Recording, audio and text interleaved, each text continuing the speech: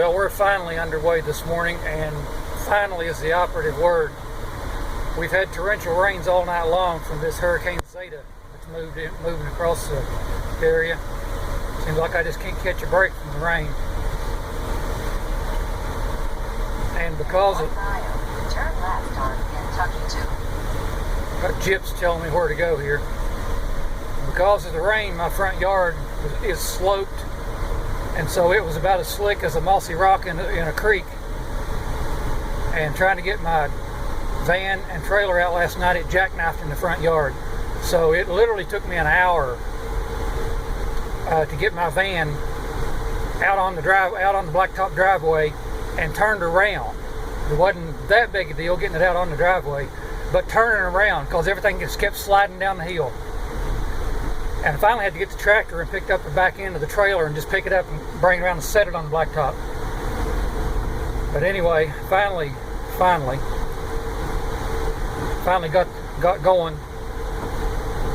Called my supplier this morning, and the polycarbonate came in. They were unloading it then. That was an hour ago. And so we're on tap here for a 3-hour road trip to Liberty, Kentucky to pick up our polycarbonate for this greenhouse project. So I guess we'll enjoy the rain.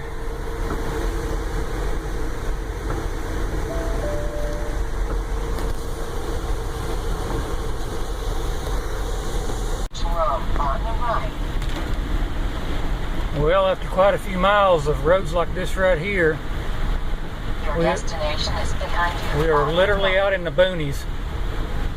No cell phone service, but we're almost here. About 1:45. So I was right, it's about a 3-hour drive.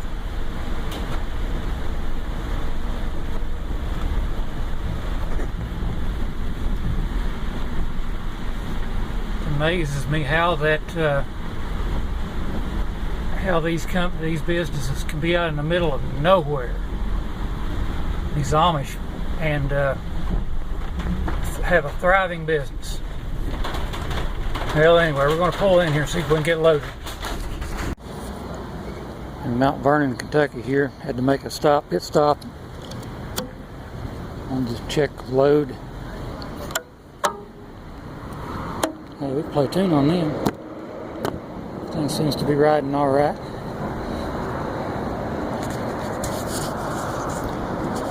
You know, I noticed something really interesting. It's like 160 miles down here, one way, 3-hour drive, and I haven't seen the first yard sign for Biden and Harris. Not one. Now, I've seen one or two just along the road on state property, but not in anybody's yard. I've seen quite a few Trump-Pence signs. Not one. Not one Biden-Harris. I just thought that was interesting.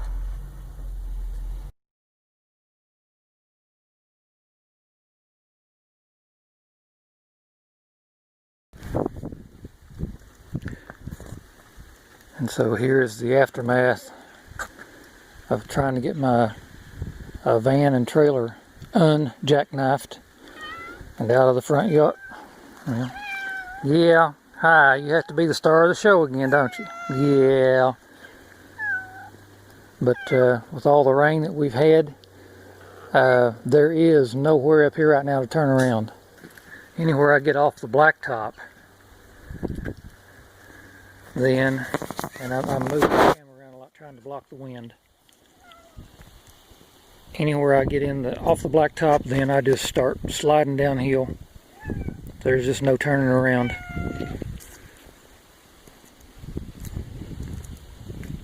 But we made it home, and we got our load of stuff, polycarbonate, and I'm going to have to make me a new cutting guide, because some of these sheets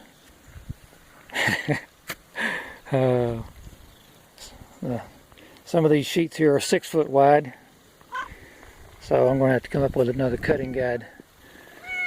So I have to work on that, and we'll continue on with our project as time allows and as the weather permits. Pretty chilly and breezy today. So you haven't met this one. This is Ishi.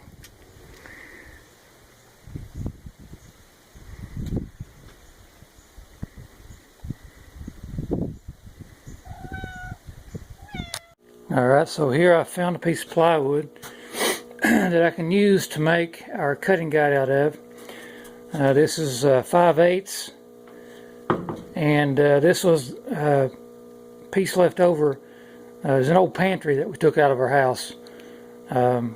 Again, which vindicates us husbands for never throwing anything away. But anyway, as I said, this used to be a pantry, and it had cleats, as you can see where these stripes are.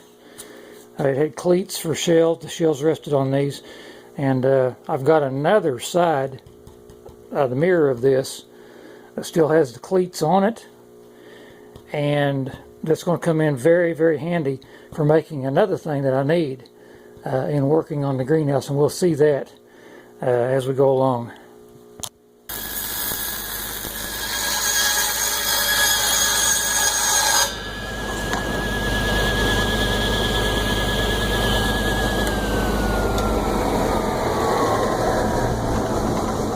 So here I just made a cut in a piece of Luan plywood that I had left over from another project, and we'll put these together to make our cutting guide.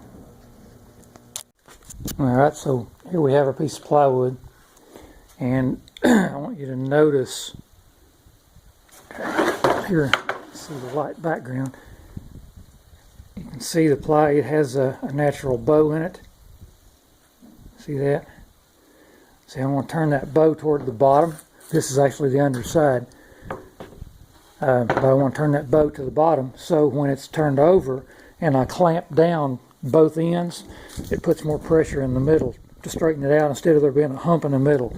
And you'll see why. So I'm going to put some glue on this and then apply the bottom. Alright, so you can see I put some glue on here. Now I'm going to put a piece of Luan that we cut. I'm just going to lay it over on here. Pull it over close. And the only thing that I need to make sure of is that I've got 5 1/4 inches overhang, which is really hard to do holding the camera. Let's see. Let me back that up just a little bit. Alright, I got 5 1/4 right there. So hang on.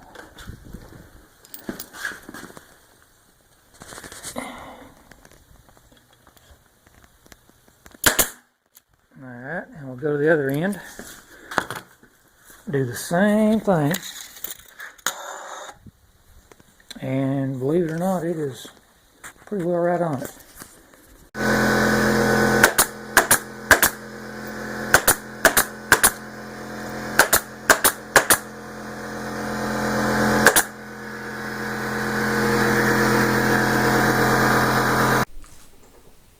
Alright, now that we've got the Luan glued and stapled to a piece of plywood, this becomes the guide. This is the fence, and the way we make it accurate is to just cut off a little bit. That's why I went 5 1/4, because it's 5 inches from the inside of the blade to the edge of the bed here.